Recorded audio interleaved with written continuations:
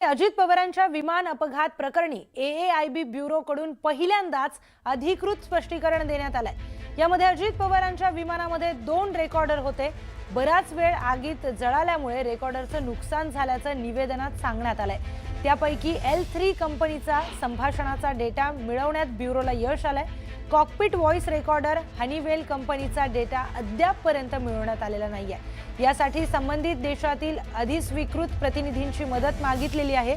Cockpit voice रेकॉर्डरवर सखोल तांत्रिक तपास सुरू आहे। तर्कवितर्क लावण्याऐवजी तपास प्रक्रियेवर विश्वास ठेवण्याचं आवाहन करण्यात येत आहे। थेट जाऊयात आपले प्रतिनिधी प्रशांत लीला रामदास यांच्याकडे। प्रशांत, या संदर्भामध्ये 2 व्हॉइस रेकॉर्डर होते आणि त्यातला एक यामध्ये डाटा जो आहे तो मिळवण्यामध्ये यश आल्याचं सांगण्यात येतंय। आणखी काय माहिती AAIB कडून देण्यात आली आहे?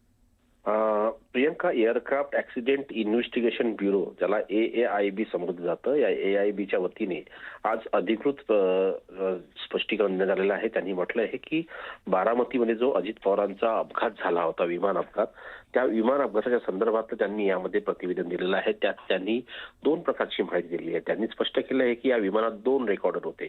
दोन्ही हे रेकॉर्डर हे व्हॉइस रेकॉर्डर होते, पण त्यांनी म्हटलं की जवळपास 1000 डिग्री सेल्सिअसच्या जवळपास हे विमानामध्ये उष्णता होती। त्यामुळे साधारणतः बराच वेळ हे व्हॉइस रेकॉर्डर विमानाच्या जिथे झाल्यामुळे तिथे नुकसान झालेलं आहे। पण महत्वाचं यश मध्ये जर बघितलं त्यामध्ये L3 कंपनीचा जो संभाषणाचा डाटा आहे तो मिळवण्यामध्ये यश आलेलं आहे। सोबतच कॉकपिट व्हॉइस रेकॉर्डर जे आहे ते देखील हनीवेल कंपनीचा डाटा आहे, यासाठी मिळवण्याचा प्रयत्न सुरू आहे। यासाठी AAIBच्या वतीनं जे अक्रेडिटेड त्याचे प्रतिनिधी असतात, ते त्यांचे इथे रिप्रेझेंटेटिव्ह असतात, त्यांची मदत मागितली जात आहे आणि कॉकपिट व्हॉइस रेकॉर्डरचा सखोल तांत्रिक तपास देखील सुरू आहे। त्यामुळे त्यांनी म्हटलं आहे की या संदर्भात जे सोशल मीडिया असो किंवा प्रसार माध्यमांमध्ये तर्कवितर्क जे लावले जात आहे ते लावण्याच्या ऐवजी तपास प्रक्रियेवर विश्वास ठेवण्याचं देखील आवाहन करण्यात आलं आहे। आणि ही संपूर्ण जी चौकशी आहे हे जी आंतरराष्ट्रीय स्तराच्या आधारावरती AAIB करत आहे असं त्यांनी स्पष्ट केलं आहे। त्या संदर्भातले आम्ही पुरावे निश्चितपणे देऊ, पण या संदर्भात त्यांनी हे स्पष्ट केलेलं नाही या संपूर्ण प्रतिनिधींनी किती कालावधीमध्ये हा निर्णय होईल, किती कालावधीमध्ये साधारणतः संपूर्ण तपास पूर्ण होईल। कारण की एक प्रमुख मागणी जर बघितली रोहित पवारांची, की त्यांची मागणी आहे की निश्चित कालावधीमध्ये हा संपूर्ण तपास पूर्ण करावा, अन्यथा अनेकदा 3-3, 4-4 वर्ष लागतात पण तपास पूर्ण होत नाही। त्यामुळे त्या संदर्भात देखील आता AAIB काय वक्तव्य देतं हे देखील पाहणं अतिशय महत्वाचं असणार आहे। प्रियंका, बरोबर आहे प्रशांत, महत्वाचा मुद्दा तुम्ही इथे मांडलाय की नेमका किती कालावधी लागणार आहे आणि त्या संदर्भात काय स्पष्टता देण्यात आली आहे, हा मुद्दा रोहित पवारांनी उपस्थित केलेला होता।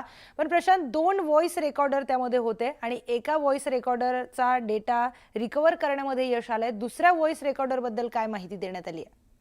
त्यामध्ये त्यांनी स्पष्ट केलं आहे की या संदर्भात आम्ही जे दुसरं व्हॉइस रेकॉर्डर आहे त्या व्हॉइस रेकॉर्डरची माहिती एकत्र करण्याचा प्रयत्न सध्या सुरू आहे।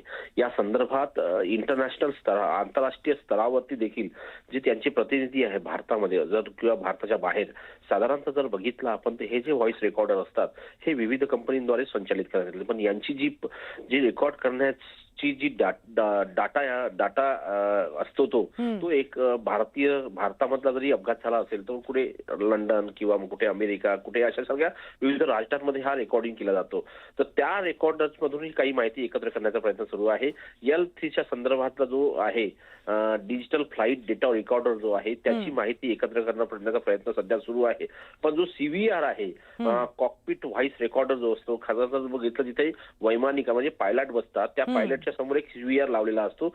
दोन्ही पायलट मध्ये काय चर्चा सुरू आहे या संदर्भात विस्ताराने ते रेकॉर्डिंग सुरू असतं आणि तसा जो नियमच आहे त्या नियमाच्या आधारावरती CVR सुरू असतं। त्याची आता माहिती एकत्र करण्याचा प्रयत्न सध्या सुरू असल्याची माहिती त्यांनी या निवेदनात दिलेली आहे। बरं, धन्यवाद प्रशांत दिलेल्या माहितीसाठी। तर हनीवेल कंपनीचा हे दुसरं व्हॉइस रेकॉर्डर आहे आणि त्याचा डाटा अजून मिळवण्यामध्ये यश आलं नाहीये।